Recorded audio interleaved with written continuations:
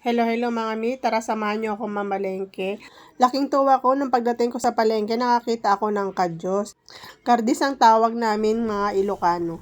Ayan nga mga mi, yung nabili ko, 100 na yan, partidang mahal, diba? Pero okay lang kasi minsan-minsan lang naman kami makakita ng ganitong gulay. Ayan nga, prepare na ni ate yung mga sahog na gagamitin niya sa pagluluto ng kadyos. Ayan, may konting baboy, ginisa-gisa lang din niya ng konti. Sinunod na niya yung mga laman after magisa yung taba. Tapos naglagay na rin siya ng sibuyas, tapos kamatis at saka bawang. Kanya-kanya talaga tayo ng style ng pagluluto mga mami. Ang importante, masarap ang kalalabasan ng mga liluto natin. Ayan nga, after magisa lahat ng pampalasa, sinunod na rin niyang igisa yung kadyos mga mami. Tapos naglagay na rin siya ng maraming tubig. Need pa kasi palambutin yung karne mga mami, kaya medyo maraming tubig ang inilagay niya.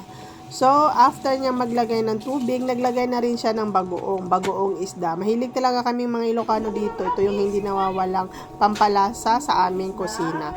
Ayan nga, malapit ng maluto, kaya naman nilagay na niya yung malunggay. Lutuin lang natin to ng konti, tapos isunod na rin natin ilagay yung mga gulay gaya ng talong.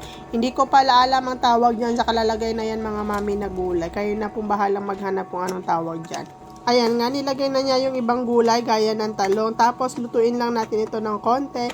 After maluto niyan, pwede na natin tawagin yung mga anak natin at saka yung asawa natin para kumain na.